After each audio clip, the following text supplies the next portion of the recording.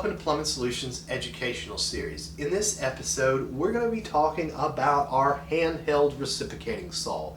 Now, this is probably one of the most widely used power tools that we have.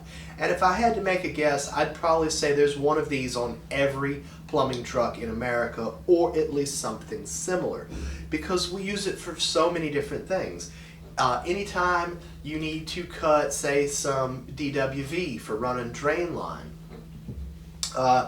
maybe you need to cut a piece of wood for a backing for a valve or something in a wall, or say you got to move a stud over, you can use your reciprocating saw to cut the nails out of the top of it to make it easier to move without beating on it with a hammer. But a whole variety of different things you can cut, from cast iron to galvanized. It all depends on what blades you put in the end of it, and there's a lot of different blades out there, and there's also some other tools that can go in the end of this thing.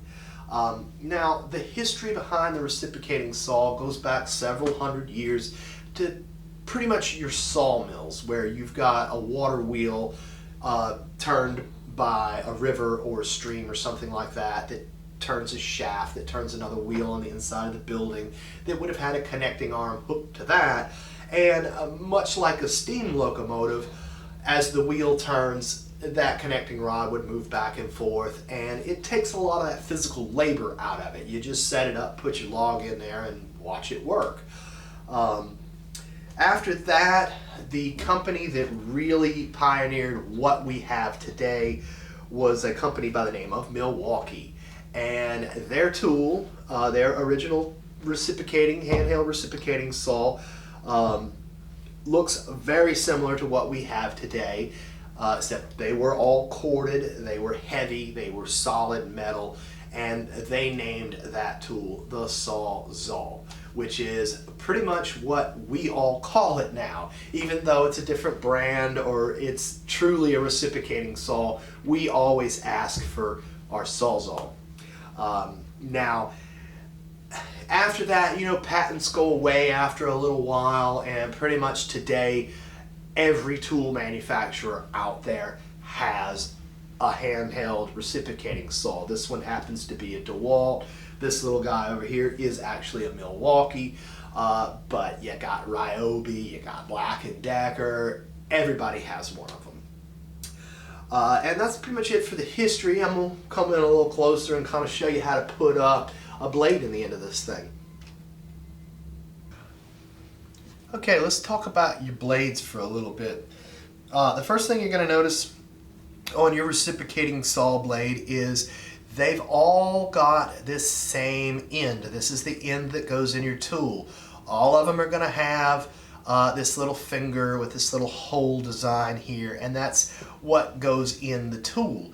Now, pretty much every company that makes a reciprocating saw is going to make blades for it.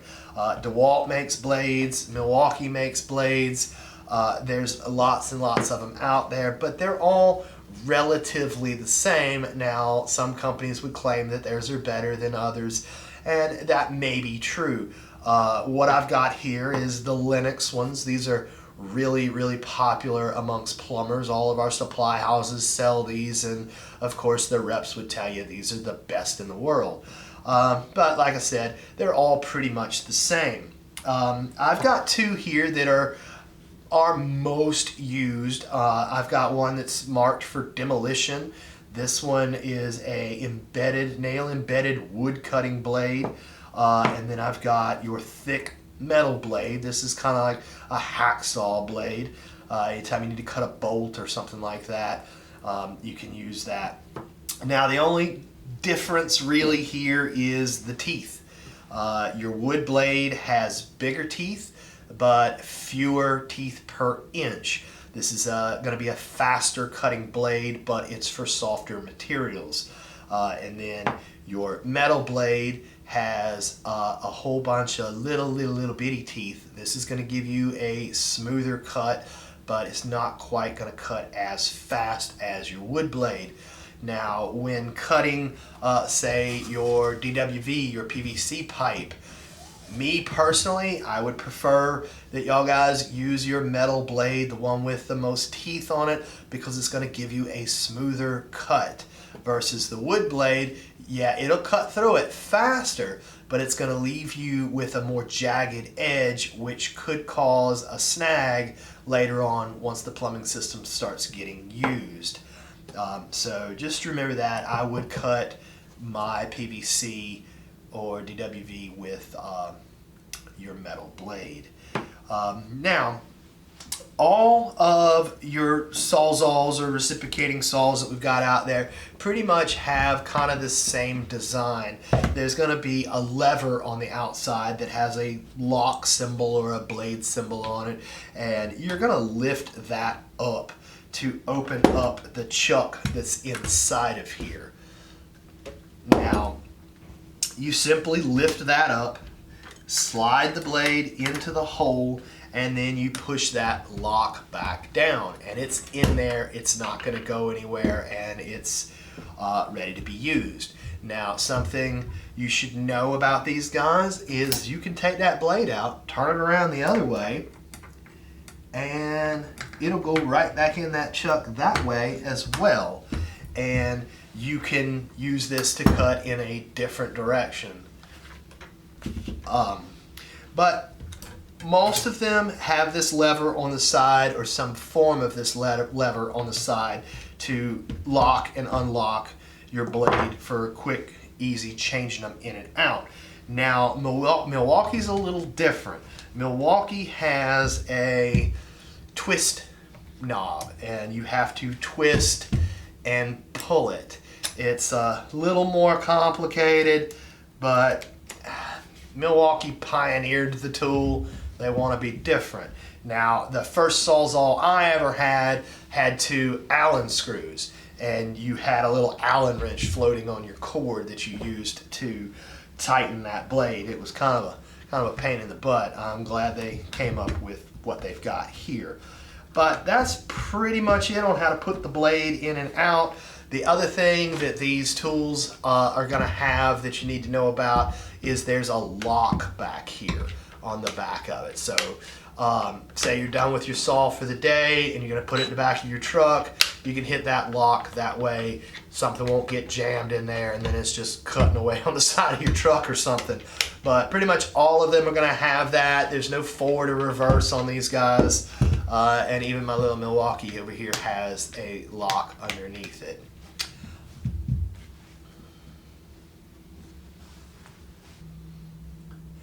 All right, just a few more things.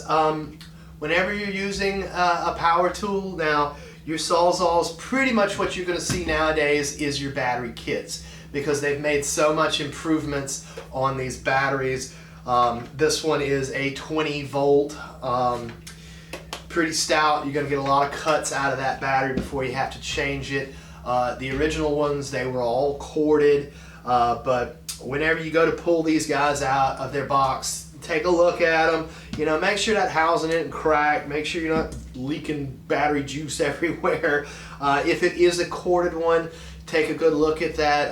The cord that's on there, make sure it's not frayed or any nicks or anything like that. You know, always protect yourself. Try to keep these guys clean, try not to get glue and stuff all over them, and try not to get grease or anything like that on them. And why is that? Because you want to get a good firm grip. You want to be able to use that tool. If it's damaged or broke or anything like that, of course you're going to want to bring that in and show us what you're working with, and we'll take care of you. The next thing is, now this is a power tool. It's a reciprocating saw. It's bouncing back and forth. It's throwing wood chips all over the place. You are going to want to wear your safety glasses. The next thing is you're going to want some form of gloves just to be safe. You don't have to get the big thick leather work gloves. You can if you want to. More never hurts anything. I prefer your little cloth gloves with the rubber stuff on them. It works just fine. All right, well let's go cut some pipe. Well, here we are out in our training center. I'm going to show you how to make a cut on this pipe here. And one of the things I want to talk about is these saws have what they call a foot arm. Now the way this thing works is it bounces back and forth, back and forth, back and forth. If you've ever used one of these before, if you don't press your material right up against this foot, it's just going to carry you with it. It's just going to shake back and forth, and those teeth are going to get planted in whatever material you're cutting. You got to keep that foot up against the pipe. Now this one here is fixed. On some of the other saws, it gives you an option to extend that or push it back in. That's so you can control the depth of your blade. Say you were just trying to cut maybe a tub wall and get a tub out and you didn't want to hit any plumbing or anything, you can extend that out to where you're only using so much blade. But like I said, this one's fixed, it doesn't go anywhere, but you're going to want to press your material up against that so your saw's not sitting there doing that on you. Now typically you're going to use two hands with this guy. You've got the front grip and of course the back grip. If you're cutting, say, a stud or something like that. But a lot of times you're on the ground with your little piece of pipe. This is just a small 1.5 inch piece, but you can cut various different sizes of pipe with this. But you're going to find you a surface where you can hold that with your hand, get this guy in your hand like that, holding the pistol grip, and place it on the pipe where you want to cut, and